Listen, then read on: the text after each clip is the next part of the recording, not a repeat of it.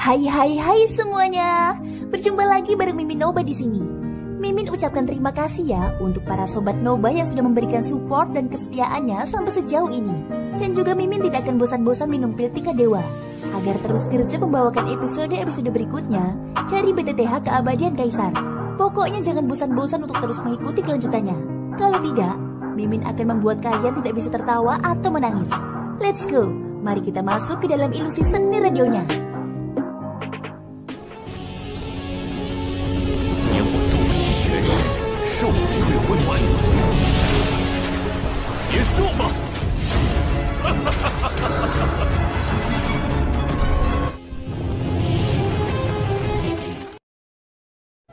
Melanjutkan cerita dari episode sebelumnya ya.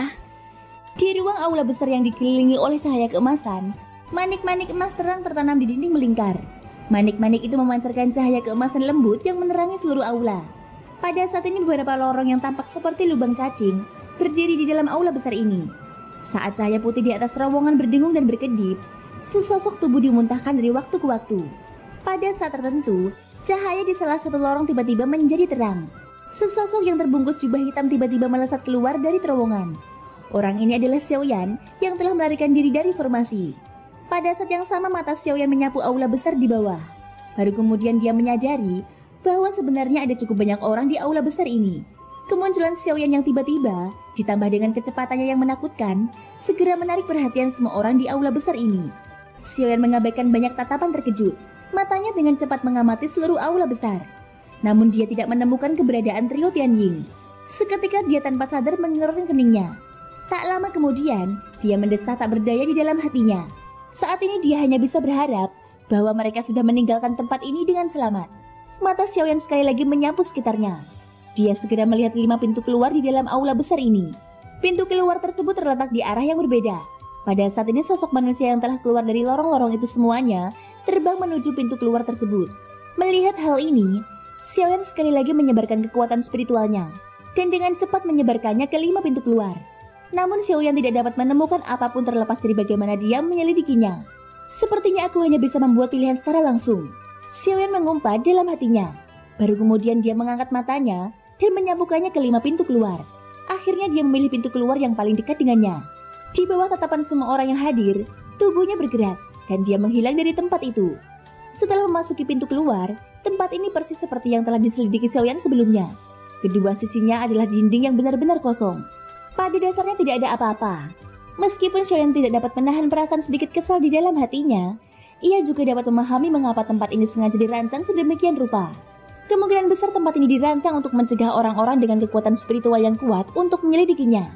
Setelah menjalani perjalanan membosankan ini selama 2 jam, Xiaoyan akhirnya berhenti di depan pintu batu yang hancur. Di baliknya ada sebuah ruangan besar. Selain beberapa bahan obat yang tidak berharga tertinggal, sisa ruangan batu itu benar-benar kosong. Tidak sulit untuk menebak bahwa ruangan batu ini telah dijarah. Tentu saja selain jejak yang tertinggal, masih ada beberapa noda darah yang tertinggal di lantai ruangan batu ini. Sepertinya praktisi kuat yang membuka pintu batu itu telah membayar harga mahal untuk mendapatkan barang-barang di dalamnya. Hati Xiaoyan sedikit tergerak. Karena dia telah menemukan ruang batu pertama, itu berarti dia masih bisa menemukan ruang batu lainnya. Kalau begitu, dia akhirnya bisa mendapatkan beberapa hadiah dari perjalanan ke reruntuhan kuno ini. Sudut mulut Xiaoyan perlahan melengkung membentuk senyum di balik jubah hitamnya. Dia melihat ke persimpangan di ujung terowongan yang tidak jauh di depannya. Tanpa ragu, tubuhnya bergerak dan dia dengan cepat terbang mendekat. Dalam sekejap mata, Xiaoyan telah melihat lebih dari 10 pintu batu yang hancur seperti sebelumnya. Sebagian besar barang-barang di dalam pintu batu ini telah hilang sepenuhnya. Namun dari aroma pil atau aroma obat yang tersisa, barang-barang di dalamnya jelas bukan barang biasa. Dengan bantuan kekuatan spiritualnya, Xiaoyan juga dapat dengan jelas merasakan bahwa ada beberapa aura kuat yang tertinggal di pintu-pintu batu yang hancur ini. Tampaknya ada segala formasi yang lebih kuat di setiap pintu batu. Untuk mendapatkan barang-barang di balik pintu batu, seseorang harus terlebih dahulu menghancurkan formasi tersebut. Setelah Xiaoyan melewati lebih dari 10 pintu batu yang hancur, sebuah pintu batu utuh akhirnya muncul di depannya. Pintu batu ini tampak persis sama dengan tempat-tempat lainnya. Ada semacam pola formasi yang terukir di permukaan pintu batu. Fluktuasi energi samar menyebar darinya, menyebabkan seluruh pintu batu terlindungi di dalamnya. Xiaoyan tersenyum saat melihat ini. Tidak peduli apapun, dia akhirnya menemukan ruang batu. Tentu saja dia tidak ingin melewatkannya. Dengan sebuah pikiran, kekuatan jiwanya segera tersapu keluar. Namun tak lama kemudian, cahaya terang yang disertai aura kuat tiba-tiba terpancar dari formasi itu. Kekuatan spiritual yang disebarkan Xiaoyan pun hancur. Xiaoyan tidak dapat menahan diri untuk tidak mengerutkan keningnya. Dia tidak menyangka formasi itu benar mengambil inisiatif untuk melancarkan serangan balik. Tidak mengherankan bahwa pintu batu itu adalah satu-satunya yang tetap tidak rusak di antara begitu banyak pintu batu lainnya. Namun segera setelah itu, Xiaoyan terkekeh. Formasi di pintu batu itu memang melampaui ekspektasinya. Sebelumnya dia hanya menyelidikinya dengan ceroboh. Itulah sebabnya dia mengalami kemunduran. Sudut mulut Xiaoyan perlahan melengkung menjadi seringai. Tangan di balik lengan bajunya tiba-tiba mengepal. Segera setelah itu tubuhnya terpelintir dan sebuah pukulan berat menghantam pintu batu di depannya dengan keras. Seketika setelah ledakan dahsyat itu, Xiaoyan tak kuasa menahan diri untuk mundur beberapa langkah. Ketika ia melihat ke arah pintu batu itu lagi, meskipun formasi itu masih ada, sudah ada retakan yang jelas di pintu batu. Aku benar-benar meremehkan formasi ini. Namun formasi ini tetap akan hancur. Mulut Xiaoyan sedikit terkejut saat dia tertawa pelan. Tatapannya tiba-tiba menjadi ganas. Sosoknya tiba-tiba bergerak dan tiba di depan pintu batu dalam sekejap mata. Dia mengangkat tubuhnya dan tendangan yang kuat mendarat dengan keras di pintu batu di depannya. Ledakan oktan. Kekuatan yang mengerikan mengalir keluar seperti gunung runtuh. 8 lapisan kekuatan tersembunyi meledak. Mengikuti suara teredam yang keras, tubuh Xiaoyan tidak bergerak sama sekali. Di sisi lain, cahaya formasi di pintu batu di depannya dengan cepat meredup. Pada saat yang sama, retakan seperti jaring laba-laba dengan cepat menyebar di seluruh pintu batu. Segera setelah itu, pintu batu besar itu runtuh di depan Xiaoyan dengan suara keras. Tatapan Xiaoyan melihat ke ruang di balik pintu batu. Dia hanya melihat cahaya putih yang menyilaukan. Setelah melihat cahaya putih itu dengan jelas, mata Xiaoyan langsung menampakkan ekspresi terkejut dan fanatisme. Cahaya putih ini sebenarnya adalah potongan batu roh. Batu roh adalah sumber paling dasar dari koin roh. Batu roh adalah mata uang benua Yuanwu. Pada saat yang sama, batu roh juga merupakan salah satu dari banyak sumber daya pelatihan.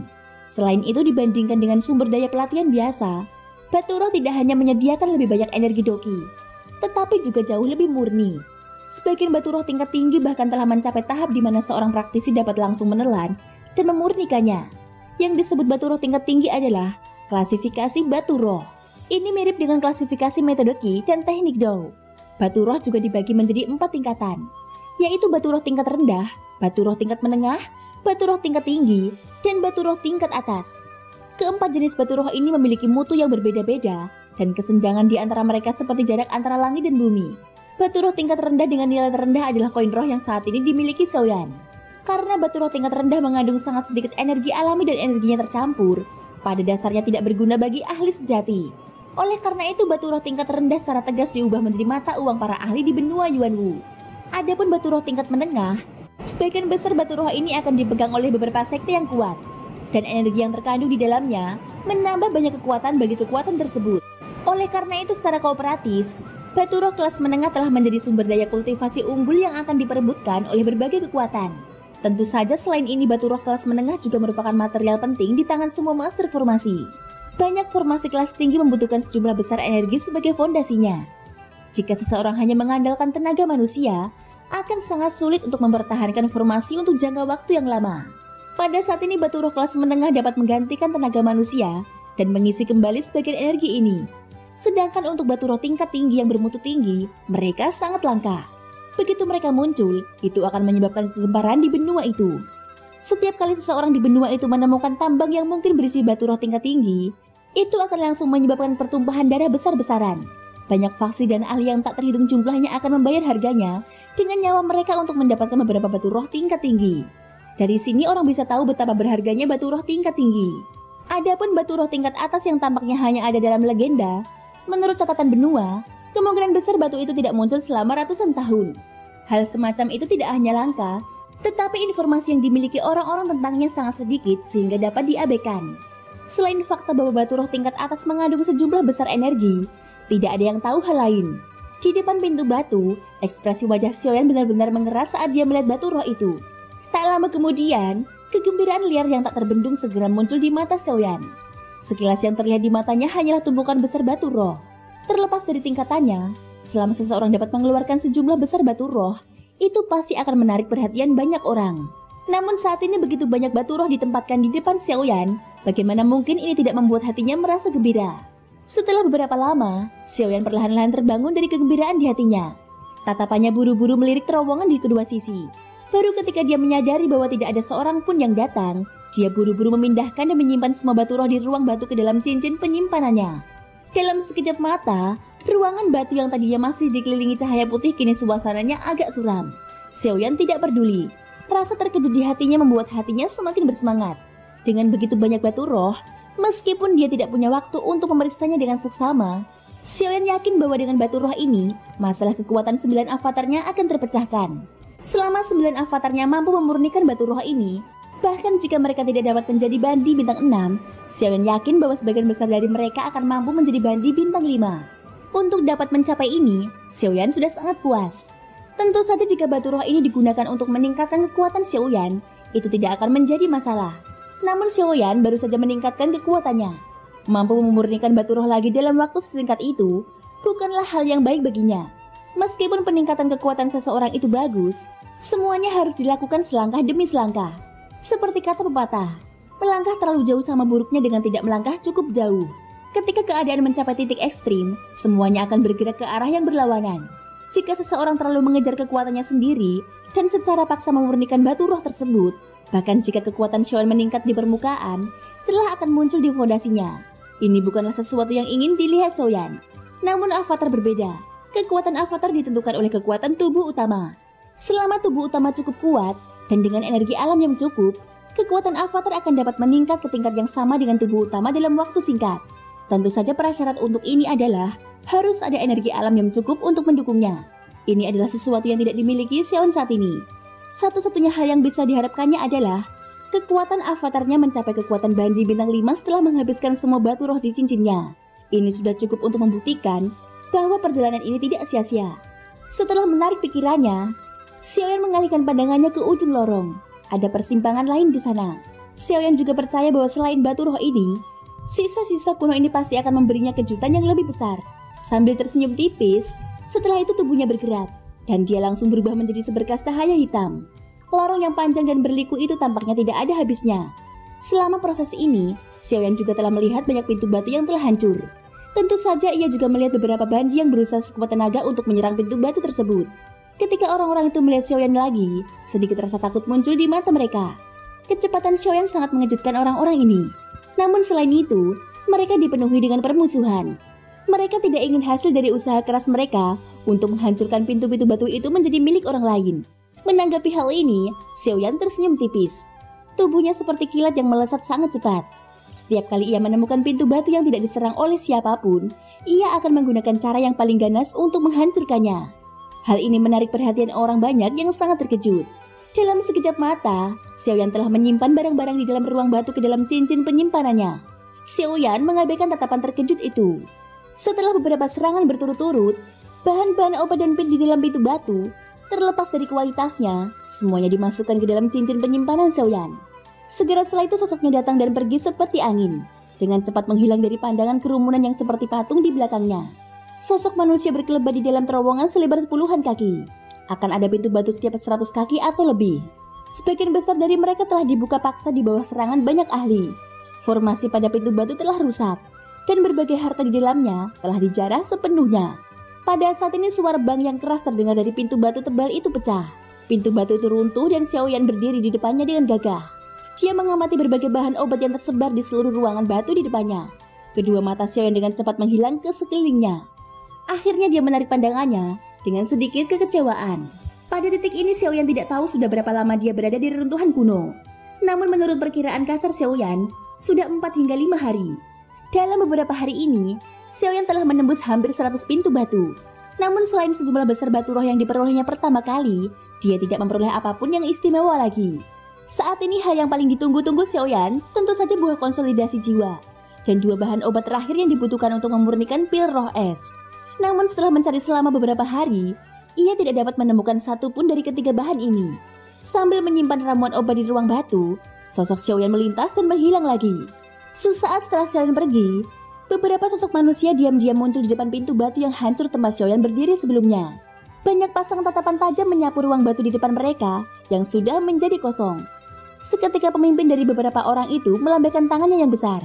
Segera setelah itu beberapa orang ini dengan cepat mengejar ke arah tempat Xiaoyan menghilang.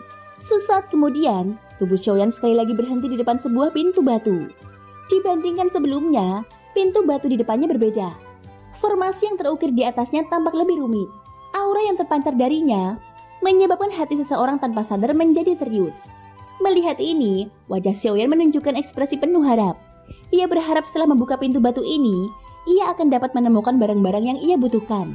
Dengan ekspresi terkejut di wajahnya, Xiaoyan berdiri di depan pintu batu. Kakinya perlahan mundur setengah langkah. Tangan putihnya terulur dari lengan bajunya dan tiba-tiba mengepal. Doki di tubuhnya juga tiba-tiba terkumpul di telapak tangannya. Seketika Xiaoyan memutar tubuhnya dan sebuah tinju menghantam pintu batu di depannya dengan keras. Ledakan dahsyat langsung menyebar. Formasi misterius di pintu batu itu juga memancarkan cahaya keemasan yang menyilaukan.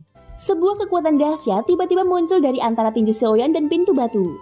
Kekuatan dahsyat itu langsung mengguncang tubuh Xiaoyan dan memaksanya mundur selangkah. His! Formasi ini memang bukan sesuatu yang bisa dibandingkan dengan formasi-formasi sebelumnya. Dengan pertahanan yang begitu kuat, kemungkinan bahkan seorang bandi bintang 8 akan merasa sangat sulit untuk menerobosnya.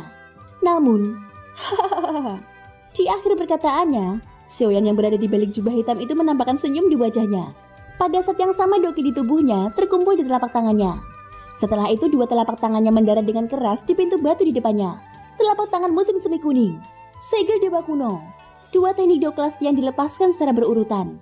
Seketika riak energi melingkar mulai menyebar dengan cepat di pintu batu di depannya. Formasi itu juga berkedip dengan cahaya keemasan dan sepenuhnya menghalangi kedua telapak tangan Xiaoyan. Setelah dua teknik Doklastian diblok, kekuatan dahsyat itu langsung terpantul kembali. Tubuh Xiaoyan sekali lagi terdorong mundur. Namun sebelum riak energi pada formasi di depannya sempat menghilang, tubuh Xiaoyan berbalik dan menghantam formasi itu dengan keras. Setelah 5 serangan berturut-turut, energi pada formasi di depan Xiaoyan sudah semakin melemah. Riak energi melingkar mulai menyebar satu demi satu, seperti air yang bergolak hebat. Hal ini terus berlanjut hingga ke-7 kalinya. Begitu kaki Xiaoyan menghantam formasi di depannya, cahaya pada formasi itu dengan cepat meredup. Pada saat yang sama, diagram formasi pada pintu batu di belakangnya juga mulai membentuk bayang garis retakan seperti jaring laba-laba. Seketika seluruh pintu batu itu runtuh di depan Xiaoyan, mengangkat awan debu yang tebal. Setelah melakukan semua ini, Xiaoyan tanpa sadar menghembuskan nafas panjang. Ia segera melambaikan lengan bajunya dan angin tak kasat mata segera bertiup, menyapu bersih awan debu yang menghalangi pandangannya. Xiaoyan segera memfokuskan matanya dan melihat ke depan. Matanya segera berbinar. Memang kekuatan formasi itu juga menggambarkan keistimewaan benda-benda di dalamnya. Pada saat ini di ruang batu di depan Xiaoyan, ada 5 rak penyimpanan yang tersusun rapi. Ini adalah sesuatu yang tidak dapat dibandingkan dengan ruang batu yang disusun secara acak sebelumnya. Di rak-rak ini, ada juga banyak kotak giok yang tersusun rapi. Dari ukuran kotak giok tersebut, tidak sulit untuk mengatakan bahwa kotak giok ini pasti berisi pil obat. Meskipun itu adalah pil obat, hal yang membuat Xiaoyan merasa gembira di hatinya adalah kotak giok yang berisi pil obat yang ditemukan Xiaoyan sebelumnya telah mencapai tingkat pil obat tingkat 2. Oleh karena itu tidak sulit untuk membayangkan bahwa di antara semua kotak giok yang ditempatkan di dalam ruang batu ini, pil obat dengan kualitas terendah kemungkinan adalah pil obat tingkat 3. Selain itu dilihat dari jumlah kotak gioknya, setidaknya ada 100. Dengan kata lain, setidaknya ada 100 pil obat tingkat 3 di tempat ini. Ini mungkin sesuatu yang bahkan tidak dapat dibandingkan dengan asosiasi aliansi alkemis. Hahaha. Kali ini aku benar-benar kaya raya. Xiaoyan tidak dapat menahan diri untuk tidak mendecakkan lidahnya. Setelah mengatakan ini, Xiaoyan mengangkat kakinya dan perlahan berjalan menuju bagian dalam ruang batu. Pada saat yang sama, di lorong di luar ruang batu, beberapa sosok manusia diam-diam tiba dan dengan cepat mendekati ruang batu. Di dalam ruang batu, Xiaoyan tiba di depan 5 rak. Dengan satu pikiran, semua kotak giok di rak itu semuanya tersimpan di dalam cincin penyimpanannya. Tak lama kemudian, 5 sosok manusia tiba-tiba muncul di depan pintu ruang batu. Hahaha, terima kasih Tuan telah membantu kami mengumpulkan begitu banyak harta karun. Sebagai balasannya, kami akan mengambil nyawamu secepat mungkin. Thank you guys sudah mendengarkan ceritaku di episode kali ini sampai akhir. Ikutin terus kelanjutan episode-episode berikutnya ya. Semoga hari kalian menyenangkan. Sampai jumpa dan bye-bye.